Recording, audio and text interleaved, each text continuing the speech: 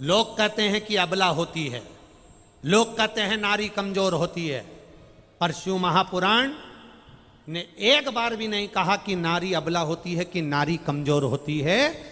जब जब देवताओं पर भी आफत आती है तो माता पार्वती चंडी बनकर टूटमान हो जाती है। नारी ना कभी अबला होती है और ना नारी कभी कमजोर होती है।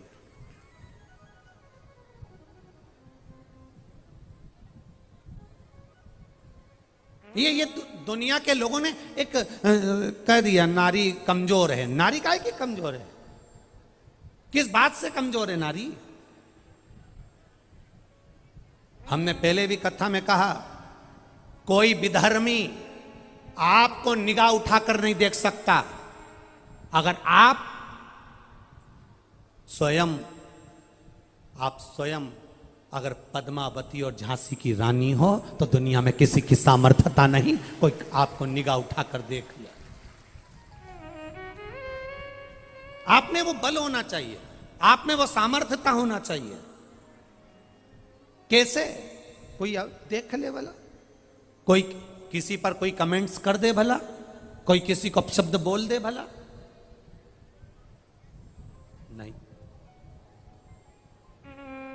पार्वती मैया को क्रोध नहीं आया पर देवाधिदेव महादेव को क्रोध आ गया। पार्वती जी ने केवल राहु को घूर कर देखा, एक तकतकी लगाकर राहु को पार्वती जी ने घूर कर देखा।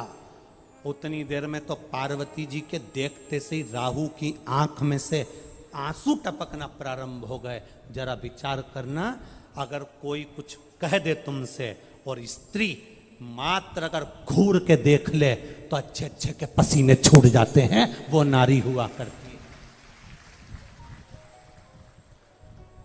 वो नारी हुआ करती है।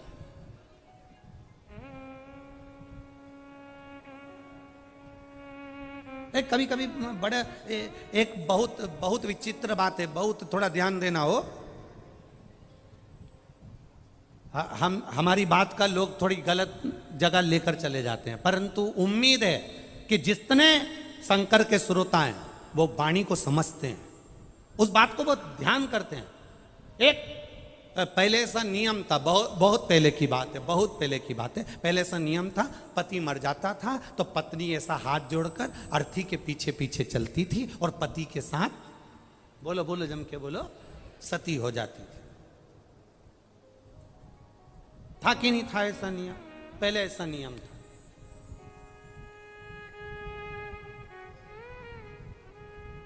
अब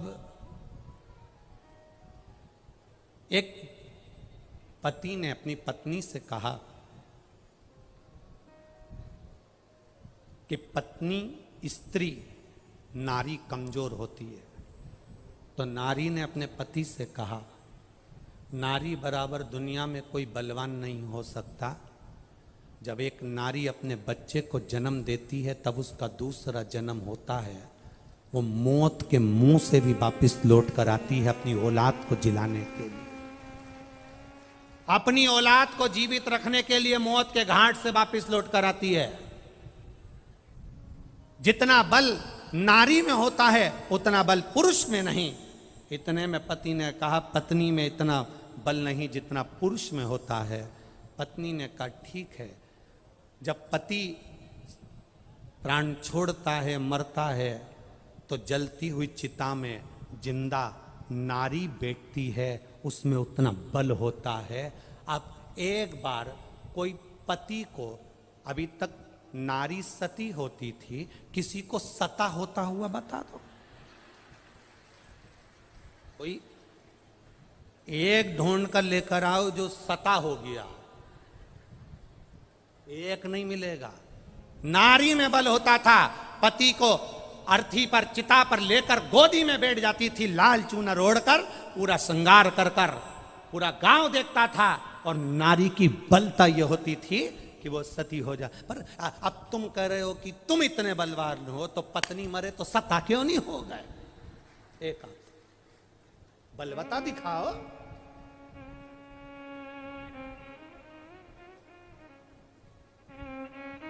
स्त्री कमजोर नहीं है, नारी कमजोर नहीं है। आज की बेटियों को देखकर, आज की नवयुवक पीढ़ी को देखकर, आज की बेटियों को देखकर तो हृदय से कहूंगा मेरी बेटियां अब कमजोर नहीं हैं। अब भले कुछ भी हो, बेटियां कदम से कदम मिलकर चलना जानती है, कमजोर नहीं है मेरी बेटियां।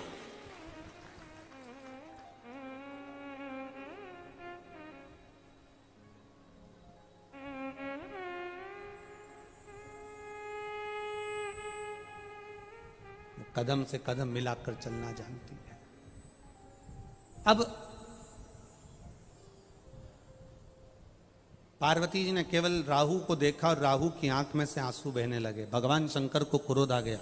इतना क्रोध देवाधिदेव महादेव को आया, इतना क्रोध आया, इतना क्रोध आया कि क्रोध के कारण जैसे शंकर भगवान को क्रोध आया था और ब्रह्मा जी के समय पर नख से अपने पैर के अंगूठे के नख को तोड़ा और काल भैरव को प्रकट करा, काल भैरव से कहा कि ब्रह्मा का सिर काट दो, ऐसे ही शिव जी को जलंधर का विवाह प्रस्ताव जो राहु लेकर आया था उसको देखकर क्रोध आ गया। और इतना क्रोध मेरे महादेव को आया कि उनके क्रोध से एक गण प्रकट हो गया।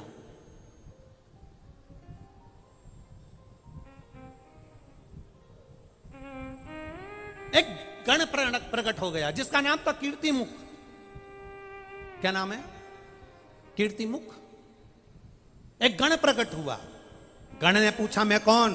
शंकर भगवान कहते हैं जैसे मैंने काल भैरव को प्रकट करा था, तू किसी भैरव से कम नहीं है, तू किसी भैरव से कम नहीं है।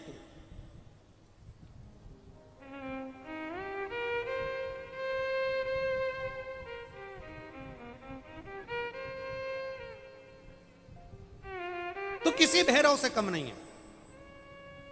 जा, मेरे प्रकट होने का कारण क्या है? शंकर भगवान ने कहा राहु को खजा, जा इस राहु को खा ले।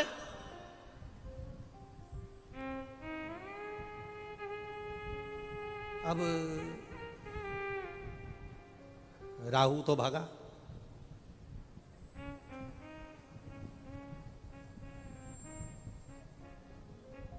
ये जो शादी के बीच में जो होते हैं ना, लड़का लड़की के बीच में जो होते हैं, रिश्तेदारों के बीच में जो होते हैं, थोड़ा सा भी संबंध खराब होता है ना तो सबसे वाले बीच में जो रहते हैं सबसे पहले भागते। जिनने कराई थी शादी, जिनने कराई शादी, कोई के मामा जी ने कराई, कोई के मौसा जी ने कराई, के काका जी ने कराई, के हमारा परिचित था उसने कराई, और जैसे ही संबंध बिगड़ा, लड़का लड़की के बीच में संबंध बिगड़ा, अदालत में बात पहुंची तो जो बीच वाला है ना सबसे पहले पीछे हट जाता है। वो कभी नहीं कहता कि मैं तुम्हारा साथ दूंगा। अब क्या करें साहब, हमने तो अच्छा ही देखा था, हमने तो बताया था, देख लो, तुमने ही नहीं देखा तो हम क्या करें, हमको क्या मालूम था कि लड़की ऐसी होगी, हमको क्या मालूम था कि लड़का ऐसा होगा। बीच वाला भाग जाता। राहु भागा। जलंधर और पार्वती के विवाह प्रस्ताव को जो लेकर आया था वो राहु भागा। अब पीछे पीछे कीर्तिमुख भागता गया। भागते भागते राहु जलंधर के पास पहुंचा। मेरे प्राण कैसे बचेंगे? जलंधर ने कहा यहां से जा, अगर मुझे देख लिया तो मुझे खा जाएगा, चल यहां से। जलंधर ने भी भगा दिया। भागते भागते सब दूर गया। ब्रह्मा जी के पास में गया, इंद्र के पास गया, नारायण के पास गया, सब दूर जाकर आया, पर उसके प्राण बचाने वाला कोई नहीं था।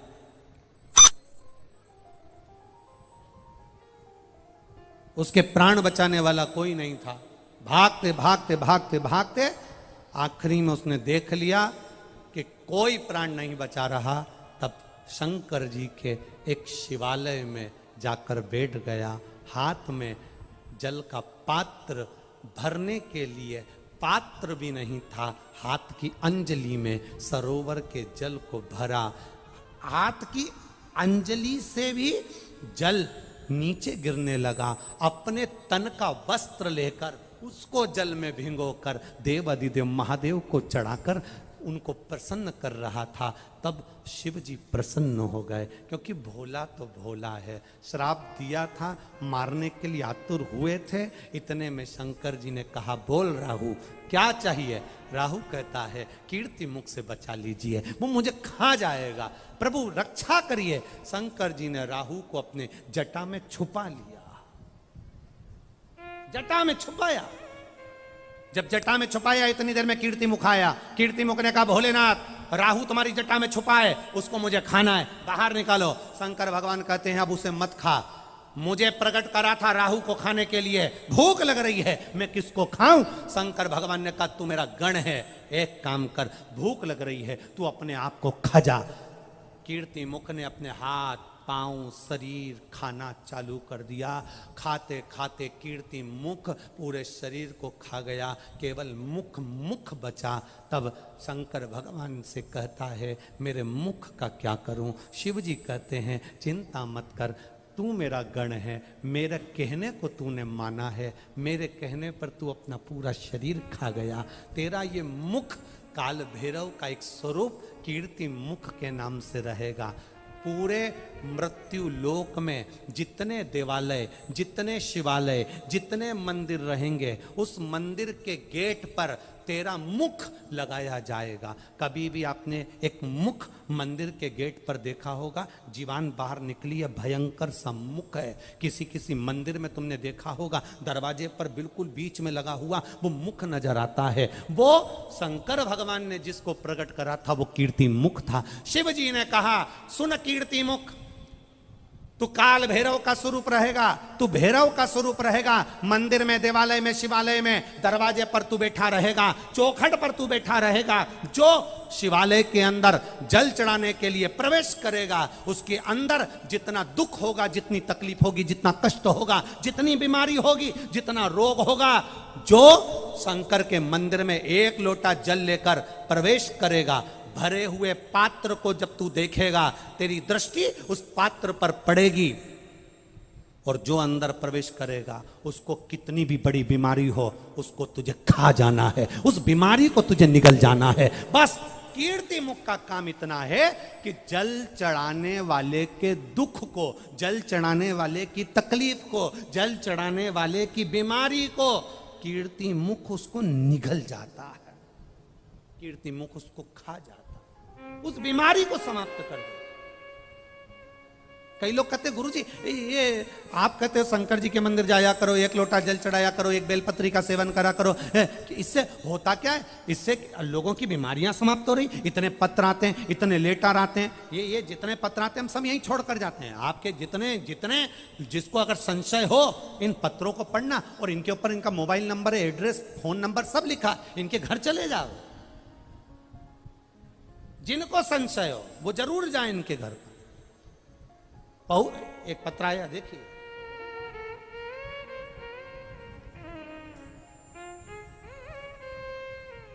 गुरुजी मैं बबलू कंवर निवासी परबतसर जिला नागौर की रहने वाली हूं, कहीं बैठी हो तो हाथ हिला सकती हैं। बबलू कंवर निवासी परबतसर जिला नागौर की रहने वाली हूं, कहीं बैठी हो तो अपना हाथ हिला सकती हैं। कहीं पर भी बैठी हो दोनों हाथ हिला सकती हैं अपने। कहीं दिखे तो हाथ ऐसा जरूर हिलाएं एक बार। मैं बबलू कंवर निवासी परबतसर जिला नागौर की रहने वाली। पिछली सालासर कथा में आप राजस्थान के सालासर में आए थे। आप कहते हो पंडाल में बैठकर कथा सुनते समय जो मांगते हो वो मिलता है। मैं भी अपने नागौर जिले से आई और मैंने सोचा चलो सालासर जी में महाराज कहता है तो अपन मांग कर देखें। पिछली सालासर की कथा में मनोकामना लेकर आई थी और बाबा ने मेरी मनोकामना पूरी करी। मेरे जमाईसा की नौकरी की मनोकामना लेके आई थी गुरुदेव, बाबा ने पूर्ण करी। मेरे जमाईसा 5 मई 2023 को रेलवे में उनकी नौकरी लग गई, इसलिए मैं यहां प्रणाम करने के लिए आई। शिव उदारता क्या है? आप अगर शंकर के मंदिर जा रहे हो, आप शिव महापुराण की कथा में पहुंच रहे हो, हाँ हम ये मानते हैं। कोई कह रहा था गुरुजी ये पुष्कर का मेला लगता है, बहुत लाखों लोग आते हैं, पर इतनी भीड़ आ जाएगी, ये पुष्कर मेले का ग्राउंड छोटा पड़ जाएगा, ये कभी सोचा नहीं था, ऐसा अनुभव नहीं सोचा था। हम कह रहे हैं आए हो आप, कथा में पहुंचे हो आप, पंडाल में बैठे हो आप, केवल पंडाल में नहीं बैठे हो। जितने दिन तक शिव महापुराण की कथा जिस भूमि पर होती है वो भूमि भूमि नहीं रहती। मेरा कैलाश शंकर भगवान उतर कर उस भूमि पर आ जाता है और वर प्रदान कर कर जाता है। एक पत्र और आया है, देखिए।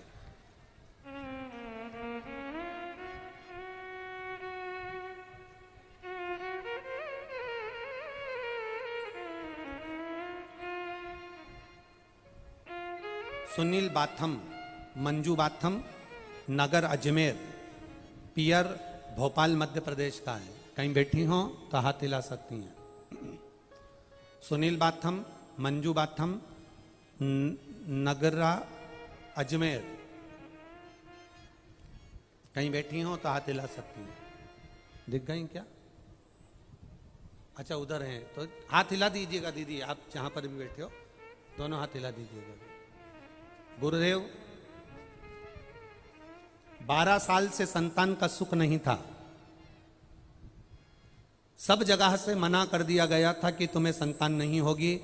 ऐसा कोई देवता का स्थान नहीं, कोई देवी का स्थान नहीं जहां नहीं गए, प्रणाम नहीं करा, संतान का सुख नहीं हुआ। आपकी कथा 2 साल से सुनना प्रारंभ करा। इसके पहले 1 साल पहले और सुनी।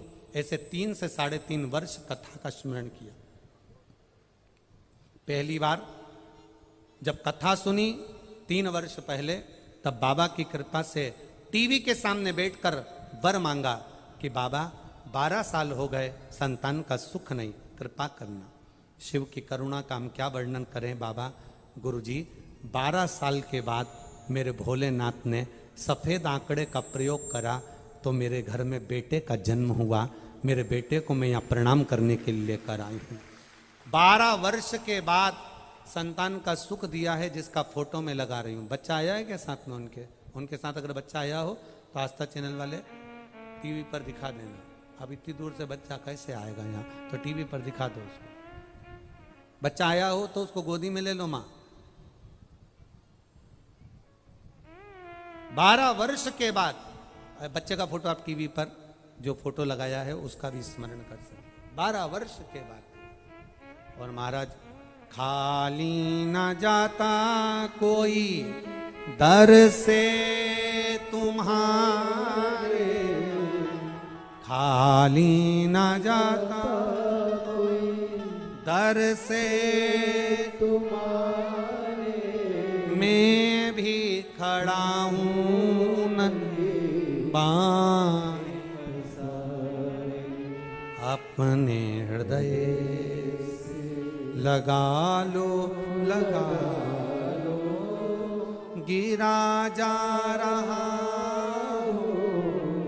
उठा लो, उठा।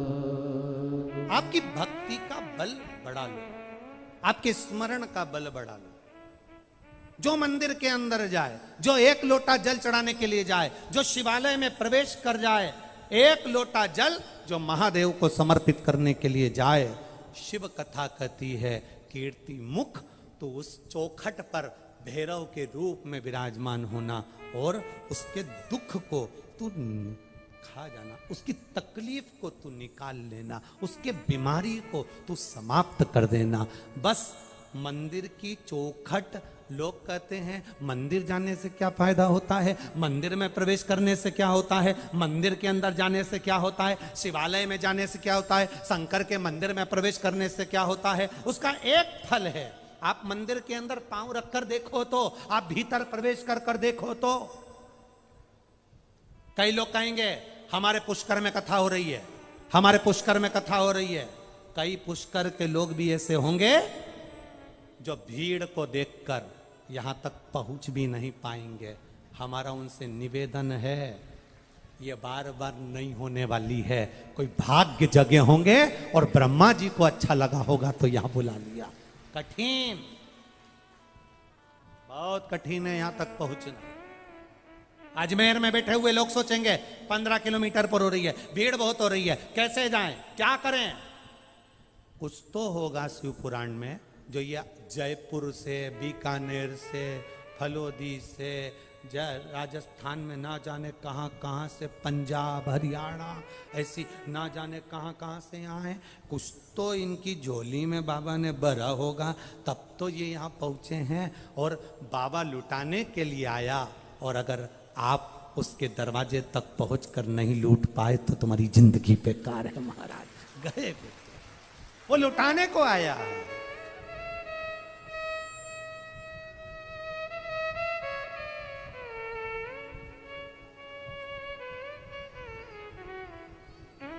वो लुटा रहा।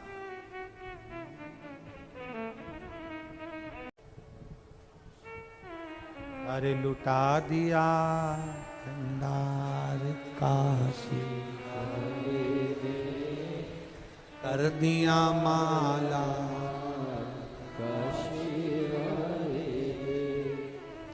लुटा दिया, हाँ लुटा दिया, लुटा दिया, हाँ अरे लुटा दिया।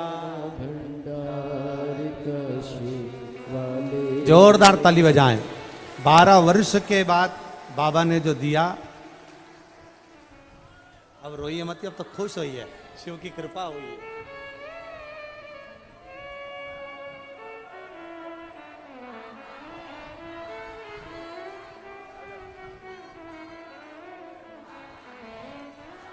शिव करुणा सागर। शिव एक पत्र आया है, बड़ा बड़ा विचित्र पत्र है, देखिए बड़ा।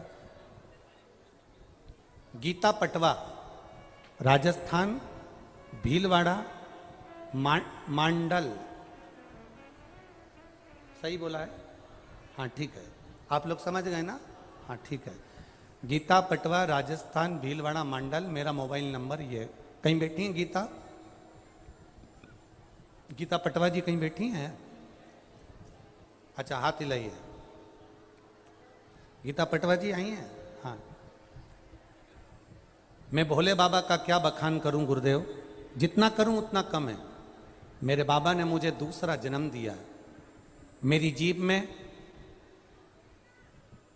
एक गठान हो गई थी, वो गठान धीरे धीरे बढ़ती हुई बहुत मोटी हो गई थी, जिसका डॉक्टर को चेकअप कराया तो उन्होंने ऑपरेशन का बोल दिया। गठान कैंसर की थी, डॉक्टर ने कहा इसका ऑपरेशन होगा, थेरेपी होगी और ये जरूरी है। किसी ने कहा कि आस्था चैनल पर कथा आती है और वो सीहोर वाला महाराज करता है, शिव पुराण आती है, सुना करो। आपकी कथा सुनना प्रारंभ करी। आपने कहा शंकर जी पे 1 लोटा जल चढ़ाओ, कुंदकेश्वर महादेव के नाम से उनसे विनती करो और वो जल पियो, बेलपत्री खाओ।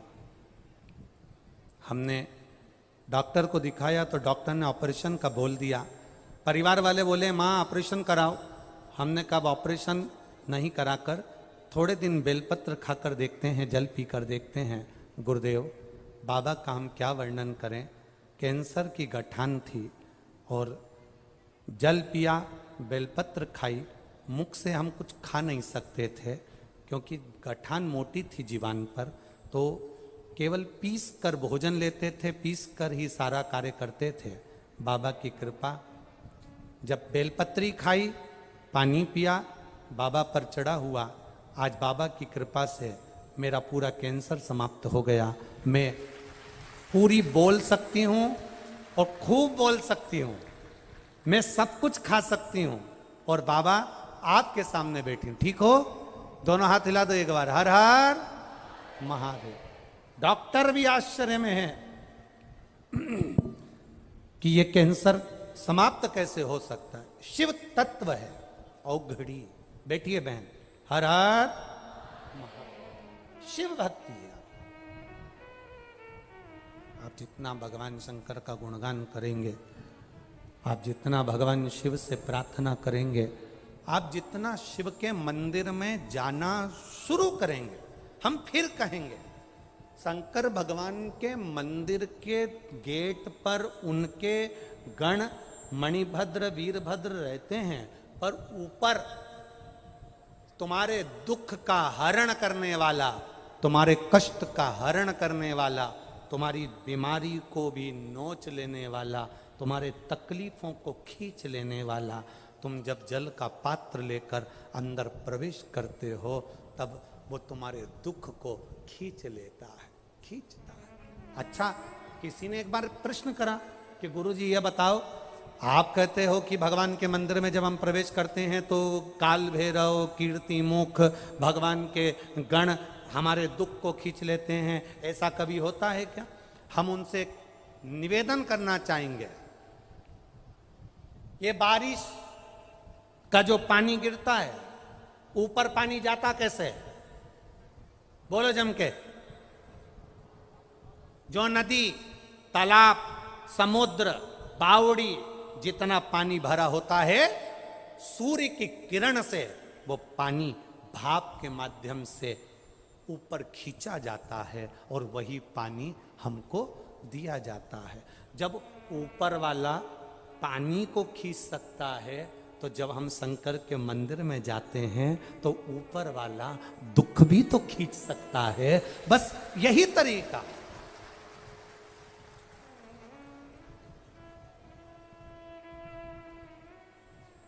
यही एक रूप है। कोई कह दे हमारे पुष्कर में कथा चल रही है, हमारे यहां बहुत भीड़ है, हम नहीं जाएंगे। अजमेर वाले कह दें हमारे पास में कथा चल रही, बहुत भीड़ है, कैसे चले जाएंगे? जाना, 7 दिन ना जा पाओ तो 1 मिनट के लिए जाना। कंकर शंकर की इस भूमि पर बैठकर 5 मिनट, हाँ आना तो अपनी सोने की रकम, चांदी का सामान या जेवर फेवर लेकर मत आना, उसके बनकर जाना, उसके होकर जाना। बैठना, बहुत गर्मी, उमस भी पड़ेगी, तपन भी पड़ेगी, पंखा भी झेलना पड़ेगा। कोई कथा सुनना सरल बात थोड़ी ना है। जैसे पुराने जमाने में संत तप करते थे, तपते थे, आसपास आगी लगा लेते थे, तपते थे, तब भगवान मिलता था। तुम भी 3 घंटा क्या, कथा तो 1 बजे से चालू होती है, तुम सवेरे 6 बजे से एक जगह पे बैठकर तपते हो, पानी की बोतल तक लेने के लिए बाहर नहीं जाते। क्यों? गए तो अंदर आ नहीं सकते, बाहर गया अंदर नहीं आ पाऊंगा तो जाऊं कैसे? जैसा बैठा है, जिस जगह बैठा है, जिस आसन से बैठा है, कितना, ना बाथरूम जाना, ना कहीं जाना। सवेरे 6 बजे से रात्रि को कथा हो 4 बजे तक, 5 बजे तक निकलने में समय लगता है। इतने घंटे की तुम्हारी साधना रहती है, ना बाथरूम जाना, ना कहीं खाने जाना, ना पानी पीने जाना, ना कहीं जाना। एक जैसा आसन लगा के थप्पा मारकर एक जैसे बैठे इंतजार कर रहे हो कथा का, इंतजार। और कोई तुम्हारे लिए वीआईपी व्यवस्था नहीं है कि तुम आओगे तो तुम्हारे को कोई पंखा झेलने वाला खड़ा है कि आना और तुम्हें पंखा झेलेंगे। यहां तो पंखा झेलने वाला भी नहीं, अपने ही साथ पुष्टा लाओ और झेलता जाओ। यहां तो केवल तुम्हारा तप है, साधना है। 3 घंटे बैठकर जो तुम तप साधना करते हो, 4-4 घंटे तक कथा का इंतजार करते हो। और कथा का इंतजार केवल 4 घंटे से नहीं, कई कई तो ऐसी माताएं बैठी है जो 2 साल से इंतजार कर रही है कि अपने पास में कथा हो जाए, चले जाए। इंतजार में लगे हो, कथा चित्त को धारण करने के लिए लगे हो, तो भगवान भी तो तुम्हारे मन के मनोरथ पूर्ण करेगा। भगवान भी तो झोली भरेगा, वो भी तो खाली नहीं भेज सकता, वो भी तो झोली भर कर भेजेगा। ये उसके ऊपर है। आप आए जरूर हो, पहुंचे जरूर हो। बोल बम का नारा है, इतनी धीमे बोलोगे तो हो गया कल्याण तुम्हारा है। बोल बम का नारा है, उसके सहारे पर रहना, ना घर के भरोसे।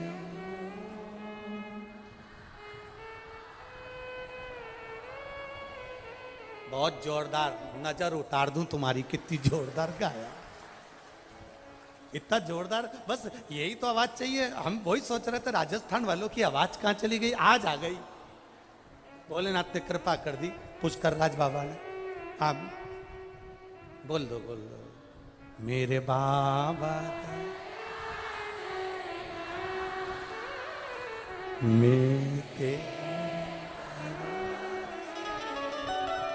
मेरे बाबा मैं तेरे, ना घर के भरोसे हूँ, ना परिवार के भरोसे हूँ, ना घर के, ना परिवार के भरोसे। मेरे बाबा दया करना, मैं तेरे भरोसे, ना इनके भरोसे हूँ, ना उनके भरोसे हूँ, ना इनके, ना उनके भरोसे हूँ। भोले बाबा दया करना, मैं तेरे भरोसे, मेरे बाबा दया करना, मैं तेरे भरोसे। हम शिव के भरोसे पर, हम शंकर के भरोसे पर, हम उसकी दृढ़ता के भरोसे पर। आप जाओ शंकर के मन, दुनिया के लोग कहेंगे शिव जी पे चढ़ा कर जल नहीं पीना चाहिए, कोई कहेगा नारी को शिवलिंग नहीं छूना चाहिए, कोई कहेगा एक कन्या को शंकर जी का शिवलिंग का स्नान नहीं कराना चाहिए, कोई कहेगा ऐसे हो जाओगे, कोई कहेगा वैसे हो जाओगे, कोई कहेगा तुम कुत्ता बन जाओगे, तो कोई कहेगा घोड़ा बन जाओगे। तो जो तुमसे कहे कि मरने के बाद कुत्ता बन जाएंगे, तो उनसे पूछना तुम देख के आए थे क्या? किसने देखा? यहां तक शिव पुराण की कथा कह रही है, हमने तो बैकुंठ भी नहीं देखा। और राजस्थान वालों ने देखा हो तो बात दूसरी है। हमने तो पुष्कर देखा है, और पुष्कर देख लिया मतलब बैकुंठ देख लिया, बस बराबर है, एक ही बात है। हमने बैकुंठ नहीं देखा। हाँ, कोई दूसरे हो जिन्होंने बैकुंठ देखा हो और जो कह दें कि तुम ऐसा करोगे तो बैकुंठ नहीं जा पाओगे, नरक चले जाओगे, तो उनसे पूछना तुम नरक गए थे क्या, देख के आए थे क्या, माँ किस तरह की गाड़ी है, फोर व्हीलर, पूछना स्कॉर्पियो है कि टवेरा है, पूछो उनसे। हम ना बैकुंठ की बात करते हैं, ना हम नरक की बात करते हैं। आज तक इतनी शिव पुराण की कथा बाची, एक बार भी हमने इस व्यासपीठ से ये नहीं कहा कि तुम ऐसा करोगे तो नरक चले जाओगे। हमने ये भी नहीं कहा कि ऐसा करोगे तो बैकुंठ चले जाओगे। बोला कभी? कुछ नहीं बोला। इतना जरूर कहा कि मंदिर तक जाओगे तो तुम्हें बैकुंठ जाने की जरूरत नहीं पड़ेगी, बैकुंठ वाला टार्च लेके तुम्हें ढूंढता हुआ यहां जरूर आएगा। तुम काहे को जाओ? वो गाना याद कर लो, मैं ससुराल नहीं जाऊंगी, डोली रख दो कहारो, पहला संदेशा यमराज का आया, ये काले जेठ जी के साथ नहीं जाऊंगा। अगला संदेशा चित्रगुप्त का आया, ये डोकरा के साथ नहीं जाऊंगा। आखिरी संदेशा महाराज पिया जी का आया, मेरे भोलेनाथ का आया, तो नंदी पे बैठ के चले जाऊं, बस अब चाहिए क्या? नहीं जाऊं इसके साथ, नहीं जाना, जा।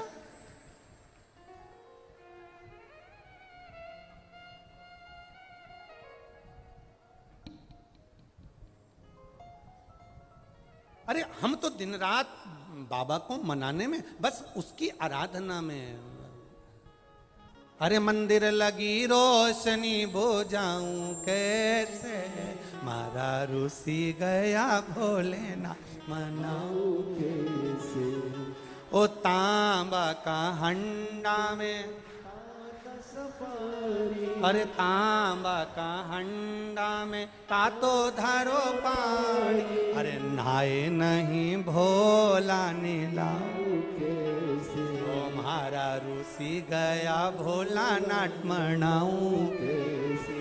अब हम परमात्मा को रिझाएं कैसे, हम उसको मनाएं कैसे? अरे सोना की थाली में भोजन परोसा, अरे सोना की थाली में भोजन परोसा, अरे खाए नहीं भोला खिलाऊं कैसे, मारा रूसी गया भोला ना मनाऊं कैसे। अब वो खाए नहीं तो खिलाऊं कैसे, नहाए नहीं तो नवाऊं कैसे, ये अपने ऊपर है। हम जाएं महादेव को रिझाएं, शंकर को हम जब रिझाएंगे तो हमारा जीवन सार्थक होगा। जब जीवन सार्थक होगा वो दुख को खींचेगा, कष्ट को खींचेगा, बीमारी को खींचेगा, तकलीफ को खींचेगा, सारी समस्या का हल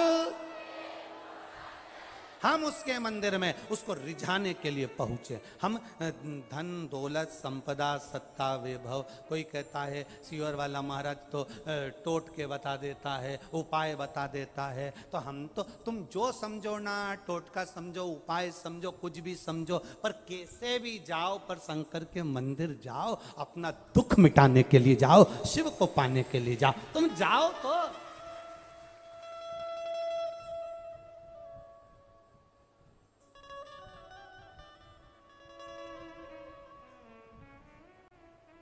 किसी के सामने जाने से, किसी से कहने से तुम्हारा दुख नहीं मिटने वाला। तुम भगवान के सामने कहोगे तो दुख मिट जाएगा, दुख मिटेगा।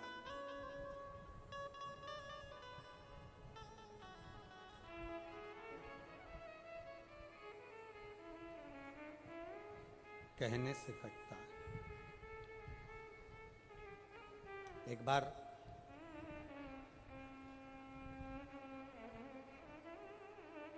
देवऋषि नारद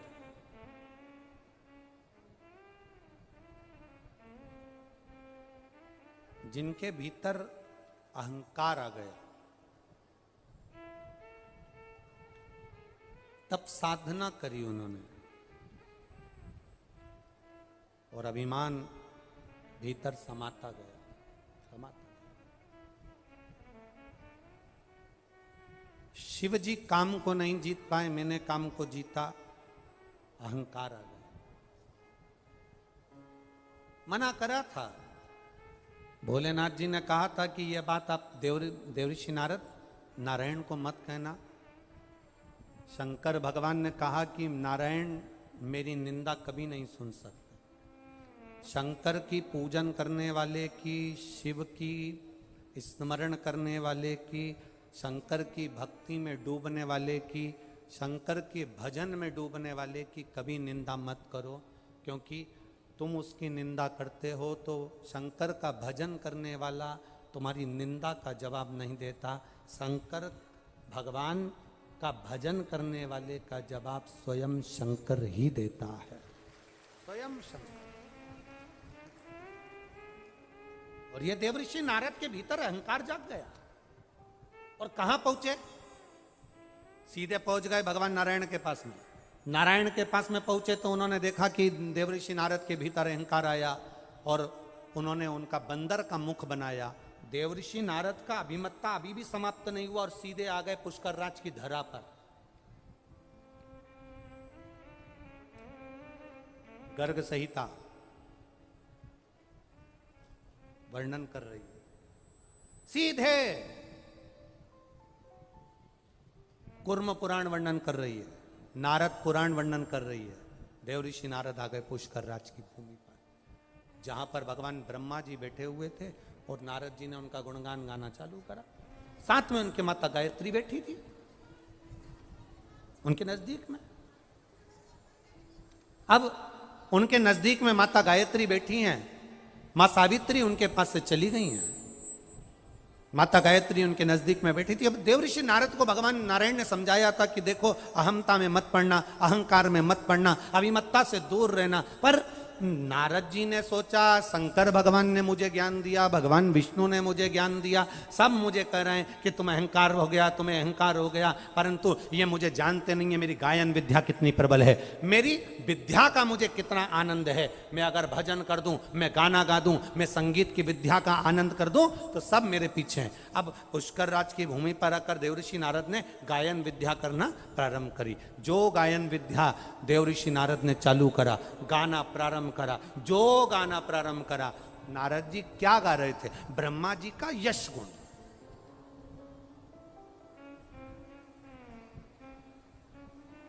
आप किसी का यश गुण गाइए, वो बड़ा प्रसन्न होगा। आप कह दो हमारी बिमला जी बहुत जोरदार है जी। बिमला जी का कई कहना है, ऐसा काम करे, पूरा शादी का काम हमारी बिमला जी संभाल लेती, पूरा शादी का। बिमला जी तो फूल के गेंदा फूल हो गई। अब शादी में सारे घर के लोग होटल में एंजॉय कर रहे हैं और बिमला जी घर संभाल रही, क्योंकि चढ़ा दिया ऊपर। सारे घर के लोग होटल में एक से बढ़कर एक आइटम खा रहे, दही बड़ा ने, चाउमीन ने, चमक लड्डू ने, आइसक्रीम सब खा रहे, और बिमला जी फोन लगा रही, मैं सुबह से भूखी हूं, खाना भेजो। जी तुम्हारे पास खाना नहीं पहुंचा। इतने में उन्होंने अपने नौकर को भेजा, जीजी को टिफिन दे किया, ठंडा और फूल, गेंदा फूल और फूल। हमारी बिमला जी बहुत अच्छी, पूरा घर संभाल लेती है। घर में जब कार्यक्रम होता है तो हमारी बिमला जी पहले आ जाती है। हमारी बिमला जी पूरा घर देखती है, कपड़े संभालती, जेवर संभालती, और बहुएं क्या करती, डेंटिंग पेंटिंग करके एंजॉय करती। बिमला जी फूल और गेंदा का फूल, वो फूल गई बिमला जी। अब सारा कपड़ा का घड़ी बना रही बिमला जी, सामान रख रही बिमला जी, जेवर संभाल रही बिमला जी। दरवाजे पर एक भी बंदूक वाला गार्ड छोड़ने की जरूरत नहीं पड़ी। गार्ड छोड़ते तो 800 रुपए रोज देना पड़ता। अंदर बैठी, अरे बोलो तो, बिमला जी फूल, कौन सा, गेंदा का फूल संभाले। और बाद में शादी पूरी होने के बाद सबकी विदाई हुई, सबको साड़ी दी, सबको डब्बा दिया, सबको गिफ्ट आइटम दिया। बिमला जी को कौन सा ज्यादा दे दिया, फूल, गेंदा का फूल। और कर करके मर गई बेचारी बिमला जी। और आखिरी में मिला क्या, जी तुम घर में थी तब फैलारा पड़ा था, उठा लेती। जी मैं यहां अंगूठी रख के गई थी, वो कहां गई, आखिरी में मिला क्या, अपयश। इसलिए कोई तुम्हें चने के झाड़ पे चढ़ाए, खूब प्रेम से के बिमला जी बिमला जी बिमला जी बिमला जी कह देना, काय की जी, मैं तो चंडी देवी ना चढ़िए। अब ब्रह्मा जी का गुणगान देव ऋषि नारद गा रहे थे, पुष्कर राज की धरा, माँ गायत्री बाजू में बैठी। अब माता गायत्री पास में बैठी और पुष्कर राज में ब्रह्मा जी का गुणगान देव ऋषि नारद गाया। जो ब्रह्मा जी का गुणगान गाया तो स्वयं कुबेर जी महाराज, स्वयं कुबेर चढ़कर सुंदर आनंद से पहुंच गए पुष्कर राज की धरा पर। अब जो पुष्कर राज की धरा पर कुबेर पहुंचे, नारद जी तो गुणगान गाने में लगे थे, ब्रह्मा जी का खूब जोर शोर से। इतने में नारद जी ने जो कुबेर को देखा और देखते से ही कहा कि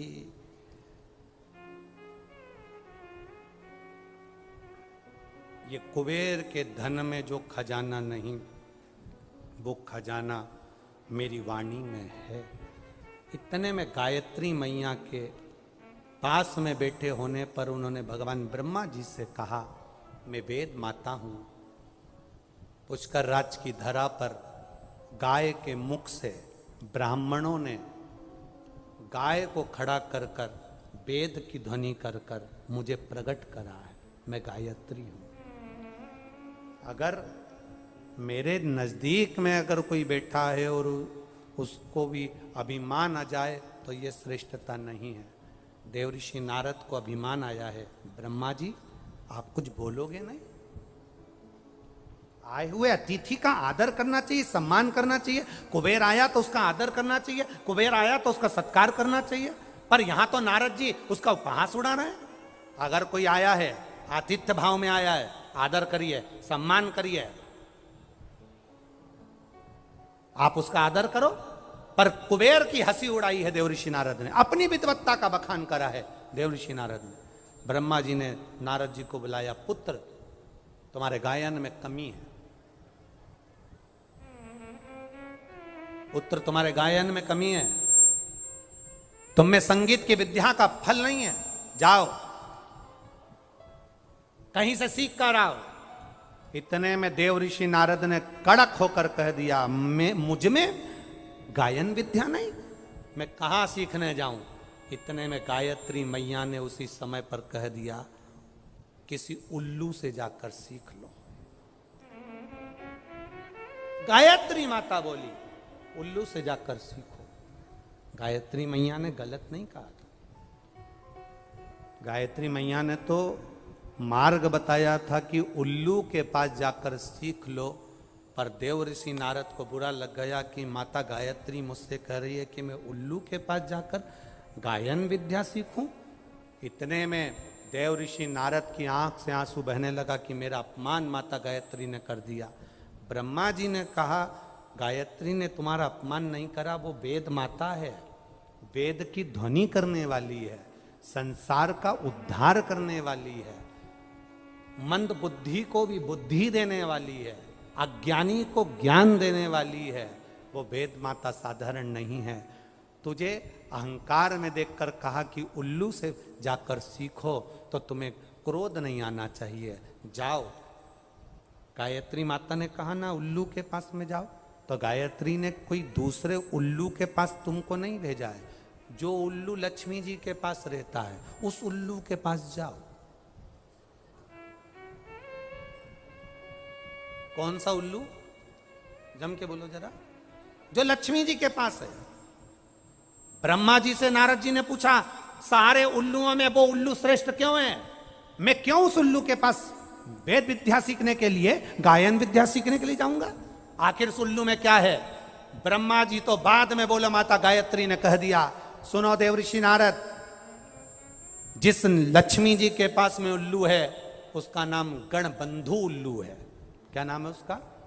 गणबंधु। उस उल्लू का नाम है जो लक्ष्मी जी के पास रहता है। क्या नाम है उसका? गणबंधु। गायत्री माता कह रही हैं वो उल्लू साधारण नहीं है, चुप रहकर बैठता है।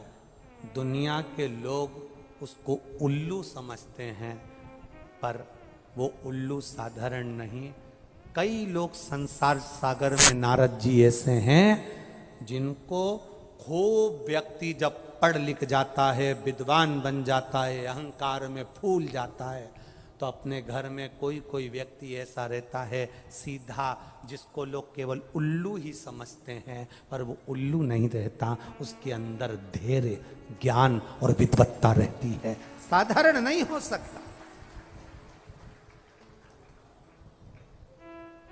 इसमें अकल नहीं है। हमारे यहाँ सहज भाषा में कह देते हैं, जो पढ़े लिखे लोग होते हैं कई ज्यादा बहुत विद्वत्ता में फूल जाते हैं, अहंकार में फूल जाते हैं, और कह देते हैं ये तो बहुत पगला है, अकल। एक पत्र आया देखो, दुर्गा बन जाती हैं, कब पार्वती माँ काली बन जाती हैं, कब लक्ष्मी वैकुंठी बन जाती हैं, कब माता लक्ष्मी अपने आनंद सुख को देने वाली धान्य लक्ष्मी, संतान लक्ष्मी, वैभव लक्ष्मी, सिद्ध लक्ष्मी, प्रतिष्ठा लक्ष्मी बन जाती हैं, समय का कोई ठिकाना नहीं होता। व्यक्ति बुरा नहीं है, घर में आने वाली तुम्हारी बहू बुरी नहीं है, बहू कभी जिंदगी में बुरी नहीं होती। अगर बुरी होती तो वो तुम्हारे बेटे से शादी नहीं करती, पहले ही मना कर देती कि मेरे को इससे शादी नहीं करना। बुरी नहीं है, बहू बुरी नहीं है, सास बुरी नहीं है। सास अगर बुरी होती तो अपनी रकम को तुड़वाकर, अपने जेवर को तुड़वाकर बहू के लिए रकम नहीं बनवाती, बहू के लिए जेवर नहीं बनवाती। बहू बुरी नहीं है, सास बुरी नहीं है, पति बुरा नहीं है, परिस्थितियां कुछ ऐसी बन जाती हैं, कुछ समय की घड़ी, पल, क्षण, चक्र ऐसा चल जाता है जिसके कारणवश हमारे भीतर बुरा हमको नजर आने लगता है, बुरा हमको दिखने लगता है।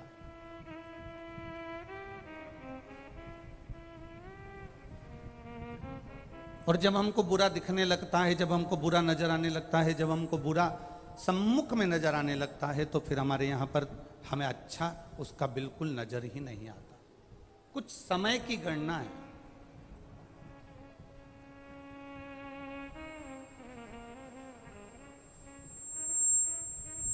हम कर्म कर कर भूल जाते हैं, पर हमें भान नहीं हो पाता कि हमने कर्म कौन सा करा। एक प्रसंग आपने सुना होगा, एक प्रसंग अपनी जिंदगी में उतारा होगा।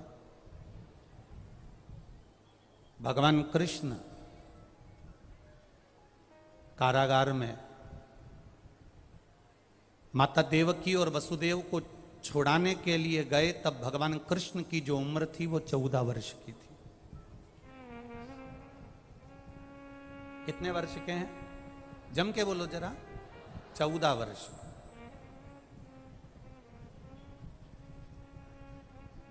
भगवान कृष्ण जब माता देवकी को छुड़ाने के लिए गए, वसुदेव जी को छुड़ाने के लिए गए, उस समय पर भगवान कृष्ण की उम्र 14 वर्ष की है।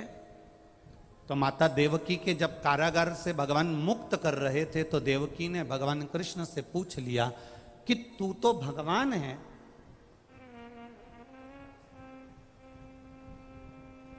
तू नारायण है, तू कृष्ण है, तू राम है, तू परमात्मा है, तू विष्णु है, तू दत्त है, और तू नारायण होकर, परमात्मा होकर मुझे छुड़ाने में तू 14 साल लगा दिए, और 14 साल के बाद तू मुझे छुड़ाने के लिए आ रहा है। कृष्ण, क्या 14 वर्ष के पहले तू मुझे छुड़ाने नहीं आ सकता था? देवकी माता ने अपने पुत्र कृष्ण से कहा कि 14 साल की तेरी आयु हो गई और 14 वर्ष के बाद तू मुझे छुड़ाने के लिए आया है। कृष्ण, क्या तू मुझे 14 साल के पहले छुड़ाने नहीं आ सकता था? भगवान कृष्ण ने कहा, मां, 14 वर्ष के पहले मैं आ जाता, पर पुराना हिसाब पूरा नहीं हो पाता। मां, जिस समय पर मैं राम बना था, उस समय पर तूने केकई बनकर मुझे 14 साल के लिए वन भेजा था, इसलिए 14 वर्ष का हिसाब आज पूरा हुआ।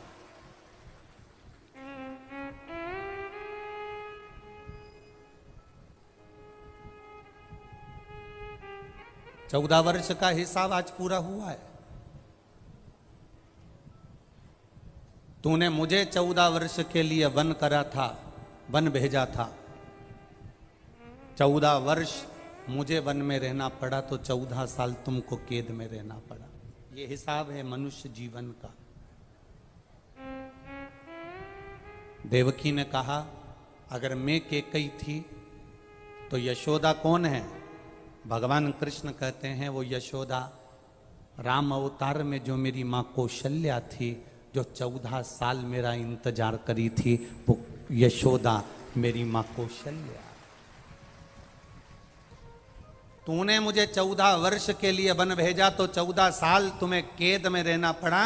वो 14 साल मेरा इंतजार करती रही, मेरा बेटा आएगा, मेरा पुत्र आएगा। रोती रही, मेरी याद में बिलखती रही, मेरी याद में अपनी आंखों के आंसू बहाती रही। इसलिए यशोदा जी की गोद में मुझे 14 साल रहना पड़ा, क्योंकि वो छोड़ना नहीं चाहती थी। कर्म कैसा है आपका? कर्म की गति कैसी है आपकी? पहले भी आपको कहा, आज फिर कहते हैं, मत बुरे कर्म कर बंदे, वरना पछताएगा। भगवान की आंखों से तू बच नहीं पाएगा, तू बच नहीं पाएगा। अरे ओ अज्ञानी, मत करना दान। अरे ओ अज्ञानी, मत करना दान। तेरे कर्म का फल भी तू ही पाएगा, जैसा किया तूने तेरे आगे आएगा। मत बुरे कर्म कर बंदे, मत बुरे कर्म कर वरना पछताएगा। भगवान की आंखों से तू बच नहीं पाएगा, तू बच नहीं पाएगा। कोई बुरा नहीं है संसार में, ना पिता बुरा है, ना माँ बुरी है, ना पत्नी बुरी है, ना पति बुरा है, ना भाई बुरा है, ना सखा बुरा है, ना सास बुरी, ना ननन बुरी, ना बहू बुरी, कोई बुरा नहीं। हम जो अदालत में तलाक लेने के लिए जाते हैं, पति पत्नी दोनों अदालत में तलाक लेने के लिए खड़े रहते हैं, हम उनसे हमेशा कहते हैं थोड़ा सा इंतजार करो, इतनी जल्दी निर्णय मत लो कि मुझे तलाक चाहिए, इतनी जल्दी मायके में जाकर मत बैठ जाओ कि मैं इस व्यक्ति के साथ रह नहीं सकती, मुझे ये बिल्कुल नहीं होना, मेरे सामने नहीं होना, मैं इसके साथ एक मिनट नहीं रह सकती। मान लो तलाक ले भी लिया, तुमने जिद पकड़कर तलाक ले लिया और मालूम पड़े तुमने दूसरी शादी कर ली, अभी तो तुमको जो भेरू मिला था उस पर कम सिंदूर चढ़ा था, अगला जो मिला पूरा सिंदूर चढ़ा हुआ मिल गया तो क्या कर लो। हमारा केवल इतना सा कहना है, तलाक का निर्णय लेने से पहले, अपने परिवार को तोड़ने से पहले, हम बेटे से भी कहेंगे और बेटी से भी कहेंगे, हम सास से भी कहेंगे और बहू से भी कहेंगे, हम पिता से भी कहेंगे और पुत्र से भी कहेंगे, हम बेटी के माता पिता से भी कहेंगे तो हम बेटे के माँ बाप से भी कहेंगे। कोई बुरा नहीं है, बुरा है हमारा समय। ये समय को थोड़ा निकल जाने दो, सब अपने आप अच्छा होते चले जाएगा। उस समय की कीमत को पहचान, हम समय की कीमत नहीं जान पा रहे, हम अपने समय को नहीं पहचान पा रहे। हम सोचते हैं कि, और देखो ये तो सीधी सीधी बात है, माताएं जब हलवाई जब भोजन बनाता है इतना बड़ा कड़ाव रखता है, बड़ा सारा कड़ाव, उसमें एक बोरी शक्कर डालता है, रवा डालता, हलवा बनाता, सीरा बनाता, उसके पास में एक पलटा होता है, बोलो होता है कि नहीं होता, वो खोचा पलटा, क्या बोलते इधर इसको, पलटा, वो पलटा, उसका नाम ही पलटा है। पलटे का मतलब है कि उसको नीचे से ऊपर पलट देना, ऊपर से नीचे पलट देना। क्यों पलट देना? क्योंकि वो जले ना, अर्थात समय का इंतजार करो। किसी देवता के पास में पलटा नहीं है, पर मेरे शंकर भगवान के पास में त्रिशूल जो दिखता है वो पलटे जैसा ही है, उसका काम केवल पलटने का है। कब नीचे से ऊपर कर दे और कब ऊपर से नीचे कर दे किसी को नहीं मालूम पड़े। किसी देवता के पास में पलटा नहीं मिलेगा। तुम देख लो भगवान विष्णु के पास में चक्र है, चक्र से क्या वो हलवा पलट सकता है, सीरा पलट सकता है? भगवान के पास में गदा है, गदा से क्या सीरा पलट सकता है? बोलते जाओ, पलट जाएगा क्या? तलवार है, तलवार से सीरा पलट जाएगा? नहीं। पर त्रिशूल एक ऐसा है जो पलटने का भी काम कर देता है। वो मेरे देव अधिदेव महादेव के पास में है, उसने अपने पास संजो कर रखा है, वो पलट देता है। भाग्य को पलटने में देरी नहीं, थोड़ा समय जरूर लग सकता है। आप इतनी जल्दी निर्णय मत लेना कि मैं इसके साथ नहीं रह सकती, ये मेरे साथ नहीं रह सकता, हमें एक दूसरे के साथ नहीं रहना। बस आज के बाद हम एक दूसरे का मुंह नहीं देखेंगे किसी के कहने पर, चाहे इधर वाले समझाएं चाहे उधर वाले समझाएं। मेरा बेटियों से, मेरा बेटों से निवेदन है, आपका निर्णय आपके पास में है। आपको सोचना चाहिए कि हम घर परिवार अगर छोड़कर, एक अपने माता पिता को छोड़कर इसके साथ अगर शादी करी है, थोड़ा एडजस्ट करने का प्रयास करेंगे।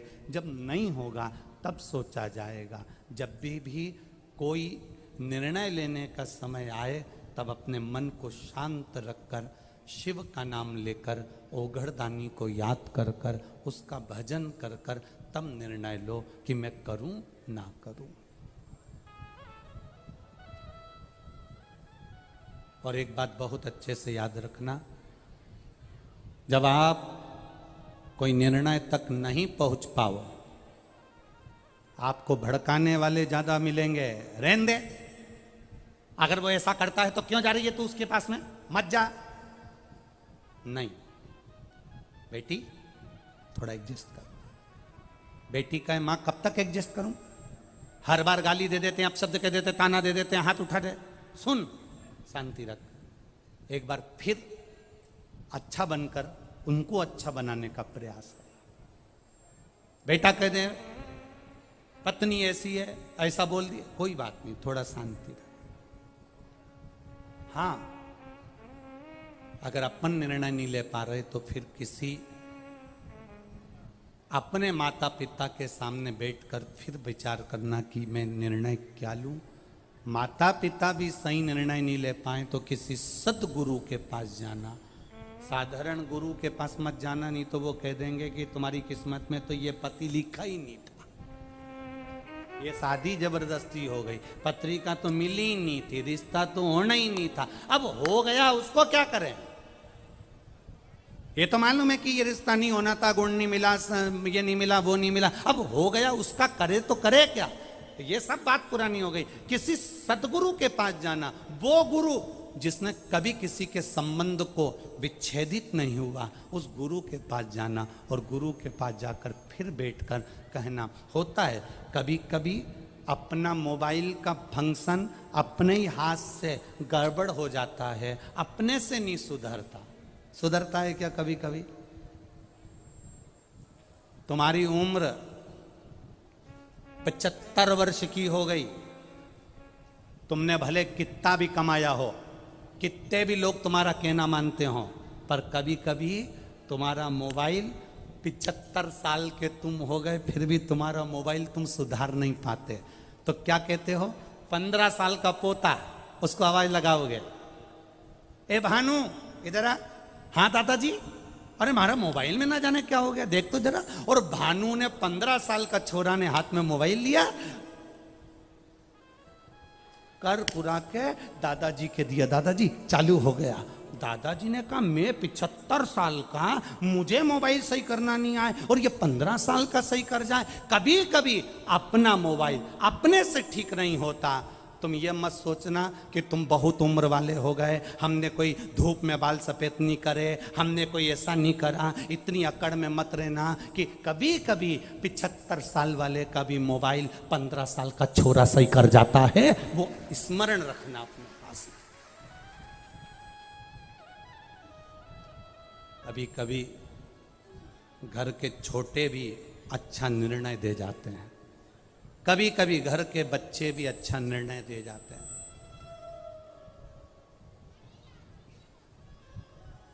अहंकार में निर्णय नहीं लिए जाते। तुम भले 75 साल के हो गए, तुम भले 80 साल के हो गए, तुम भले 70 साल के हो गए, कभी कभी मोबाइल घर का बच्चा सुधार देता है। और अगर बच्चे से भी नहीं सुधरता, घर के व्यक्ति से नहीं सुधरता, तो फिर मोबाइल को दुकान वाले के पास भेजा जाता है। दुकान वाला कहता है इसको 7 दिन तक यहाँ पड़े रहने दो, मैं कंपनी में भेजूंगा, कंपनी से सुधर के यहाँ आ जाएगा। बोलो सही है कि गलत है? कंपनी में जाएगा, वहां से सुधर कर आ जाएगा। कितना दिन लगेगा? का 7 दिन लगेगा। बस अगर तुम्हारी बुद्धि काम ना करे, तुम्हारा चित्त काम ना करे, सही निर्णय तुम अपने बेटा बेटी के लिए ना दे पाओ, तो फिर 7 दिन के लिए शिव पुराण में जाकर बैठ जाना। कंपनी में अगर जाकर बैठ गए तो मोबाइल ठीक हो सकता है। 7 दिन कंपनी में मोबाइल को ले जाकर पटक दो, ठीक हो सकता है।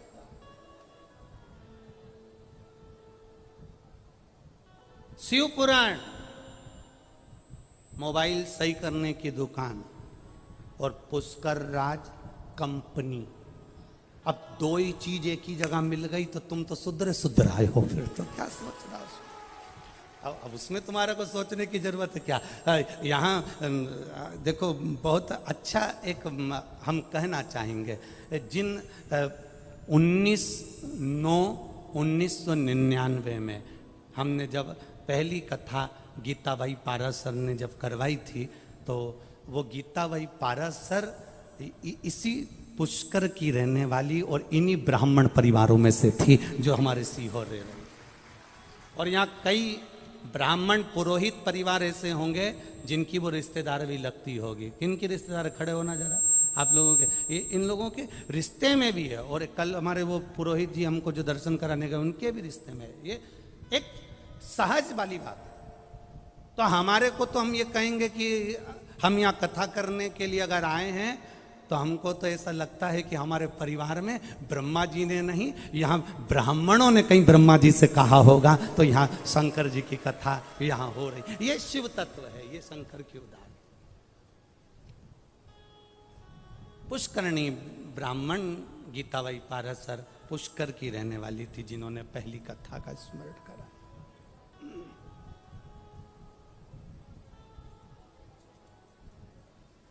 अब थोड़ा निर्णय लेने में देरी हो, थोड़ा चलेगा।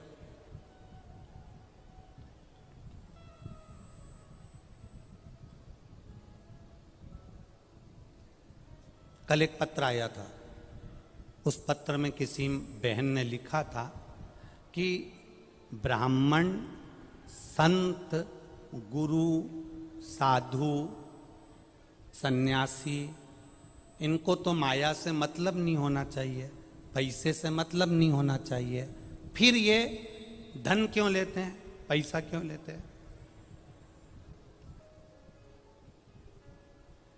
अब राजस्थान वाले हैं, जरा प्रश्न थोड़ा भारी करते हैं।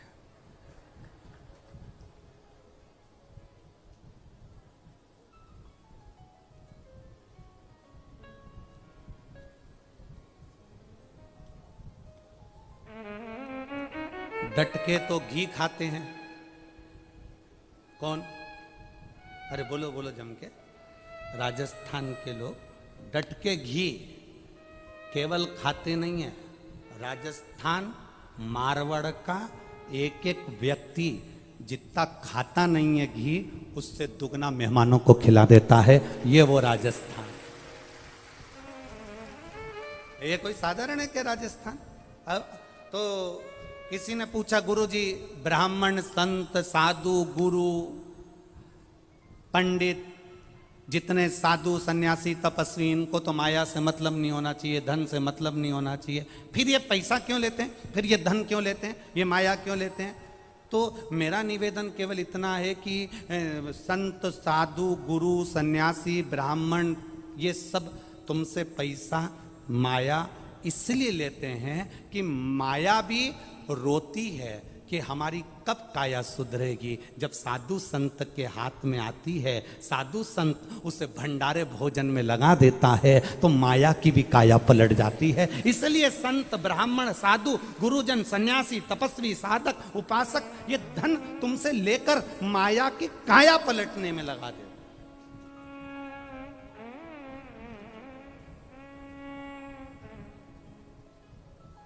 आप करो भगवान का भजन, मना नहीं, आप करो शिव का स्मरण, मना नहीं, आप करो शंकर की भक्ति, मना नहीं, पर उसमें कभी कभी ऐसा होता है कि काया पलटने के लिए एक बार जलंधर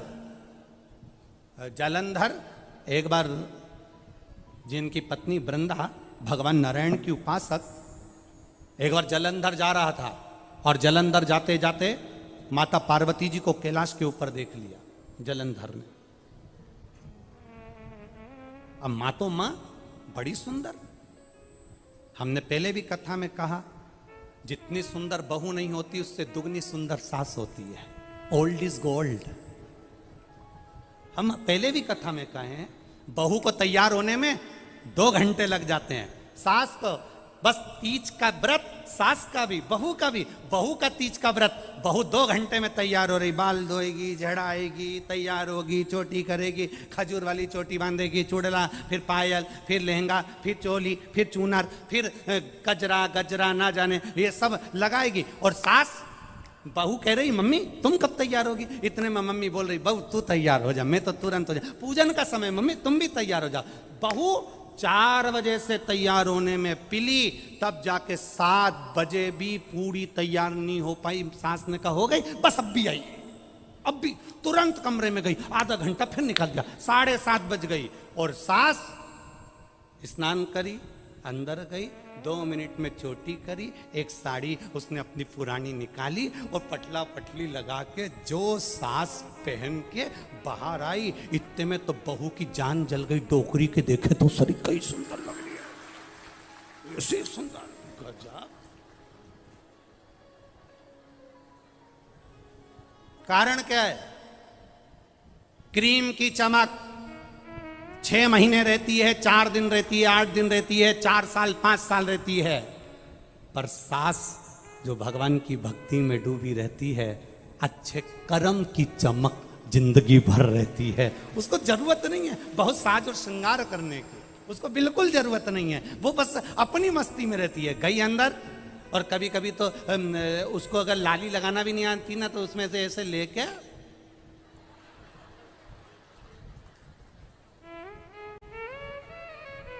और इतने में बहू ने कह दिया, मम्मी यहां पे पाउडर ज्यादा दिख रहा है, तो इतने में मुंह में से जरा सा थूक लिया। ओल्ड इज गोल्ड, उसको मतलब ही नहीं। उसकी भक्ति, उसका भजन, उसका कीर्तन, उसका मंत्र जाप, उसका स्मरण और उसका परिवार के प्रति समर्पण केवल सास का ही नहीं, बहू जो अपने परिवार के प्रति समर्पित रहती है, उसको ब्यूटी पार्लर जाने की जरूरत नहीं पड़ती। वो खुद ब्यूटी क्वीन बन जाती है, अपने आप सुंदर हो जाती है, अपने आप उसमें सुंदरता दिखती है, अपने आप। और नहीं तो कहीं कहीं की रहती है। एक पत्नी ने नई साड़ी पहनी, त्योहार का दिन था, पति से पूछा मैं कैसी लग रही हूं। अब पति ने मन में विचार करा, सुबेरे सुबेरे कौन मूड खराब करे, पर पत्नी भी इतनी जिद्दी थी, वो जब तक पति से पूछे नहीं तब तक वो काम पे जाए नहीं। तैयार होके, बाल मल धो के, कंगा कंगी करके, बढ़िया जोरदार झुमका झुमकी पहन के, साड़ी माड़ी का पल्लू इधर पिन से टच करके, और पति से आके पूछी मैं कैसी लग रही हूं। पति ने कुछ नहीं बोला, पत्नी ने पति का हाथ पकड़ा, कैसी लग रही हूं। पति बोले ऐसी लग रही जैसे हरी घास में भैंस चर रही है। अब तू पूछने गई क्यों पहले तो, और पूछा है तो उसने बोल दिया, जो उसको लगा उसने बोला। ये तो अपना मन का भाव है, जो बोल दिया बोल दिया, जो स्मरण में आया वो बोल दिया। अब यहां जलंधर ने माता पार्वती जी को देखा, और पार्वती जी बड़ी सुंदर माँ माता माता बड़ी सुंदर है माँ।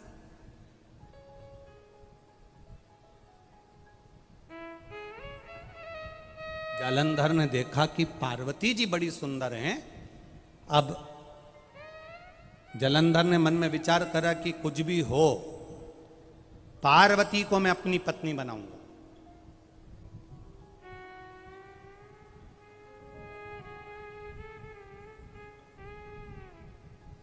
पहले कथा में कहा था, दूसरे की नारी,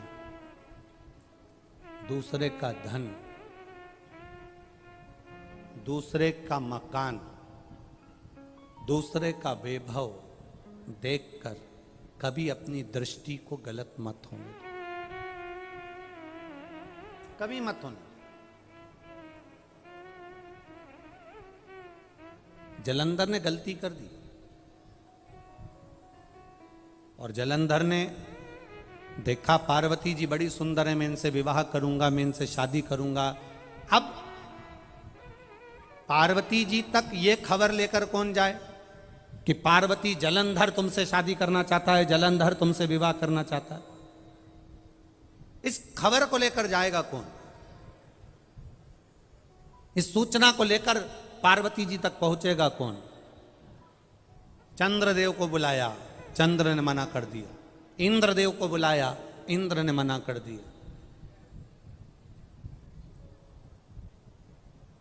सबको बुलाया, गरुण वरुण सब आए, परंतु सबने मना कर दिया।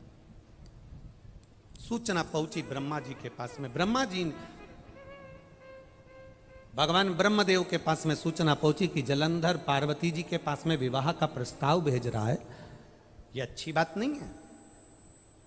और ब्रह्मा जी ने जाकर, ब्रह्मा जी ने पहुंचकर तुरंत जलंधर को समझाने का प्रयास करा। जलंधर, ये तुम्हारा निर्णय ठीक नहीं है। जलंधर, तुम किसी पर नारी पर अपनी दृष्टि दो। भगवान देवाधिदेव महादेव की धर्म पत्नी माँ जगत जननी, माँ जगत धात्री, माँ दुर्गा भवानी, माता पार्वती पर तुम अपनी दृष्टि दे रहे हो, ये ठीक नहीं है। जलंधर, ये श्रेष्ठ नहीं है। ब्रह्मा जी का काम था समझाने का, समझा रहे, पर जलंधर मानने को तो तैयार हो।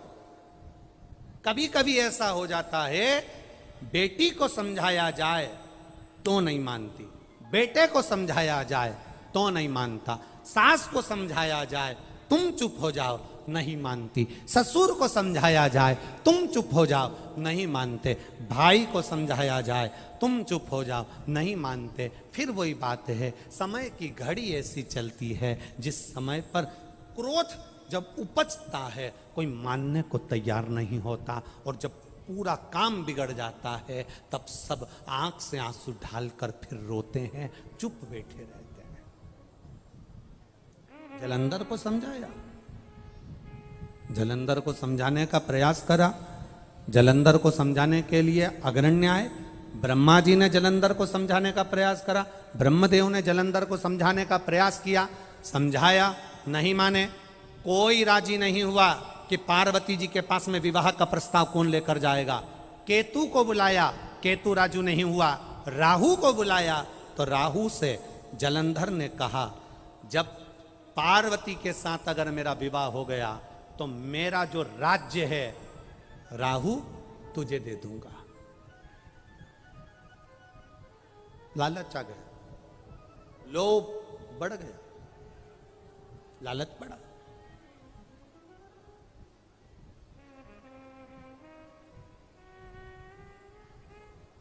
जब लोभ बढ़ता है तब व्यक्ति की जिंदगी को नष्ट कर देता है।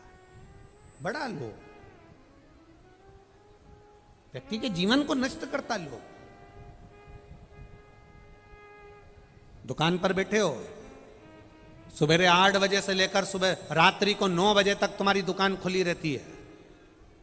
त्योहार आया, तुमने दुकान को और लंबा समय तक खोलना प्रारंभ करा। शरीर में रोग बढ़ता चले गया, शरीर में कष्ट बढ़ता चले गया। बड़ा लोभ बढ़ा, शरीर बेकार, शरीर में कष्ट आया। एक चीज पुष्कर राज की धरा पर हमको सुनने को भी मिली और देखने को भी मिली। इतनी कथा करने के लिए सारे भारत की भूमि पर, देश में, प्रदेश में, जहाँ जहाँ लोग बुलाते हैं वहाँ वहाँ जाते हैं। ये कथा होने के बाद में ये 11 तारीख को पूरी हो जाएगी। 12 तारीख को अलवर राजस्थान में 1 बजे से 4 बजे तक वहाँ चालू हो जाएगी।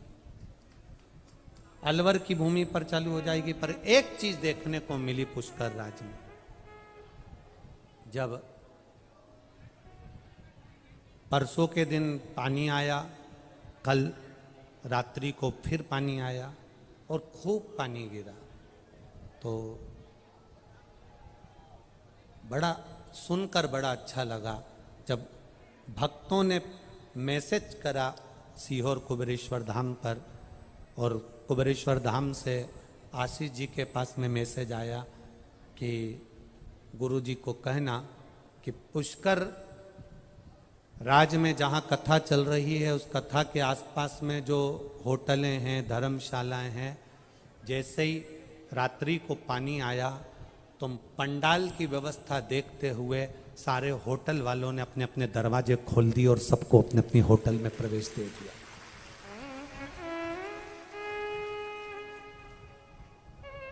उसमें लिखा, किसी होटल वाले ने शंकर के भक्त से 1 रुपया नहीं लिया और उन्होंने कहा पानी आ रहा है आप अंदर जाके सो जाओ। एसी के रूम खोल दिए।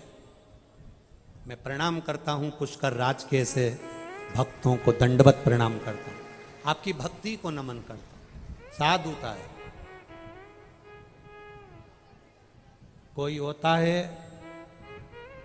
जब इतना पानी गिर रहा है, इतने सारे भगत आ रहे हैं, तो लोग उसका फायदा उठाते हैं, लोग उसका फायदा उठाते हैं। और धन्य है पुष्कर राज की ये पावन धरा, और धन्य है राजस्थान के निवासी, आपको दंडवत प्रणाम है जिन्होंने इतनी सेवा करी। साधु है, आपको साधुवाद।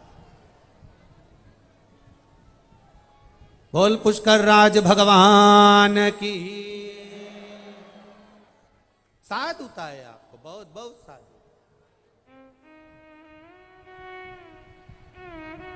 होटल, अटारी, महल, संपदा, सत्ता, वैभव सब यहीं छूट जाना है, पर इतने शंकर के भक्तों के लिए आपने जो व्यवस्था करी है, इतने शंकर के भक्तों को जो आप पानी पिला रहे हो, भोजन करा रहे हो, या किसी न किसी रूप में इनकी सेवा कर रहे हो, खाली नहीं जाएगा।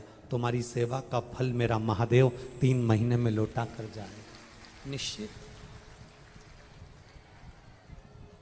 वो सहज नहीं है महाराज। बोल बम का नाम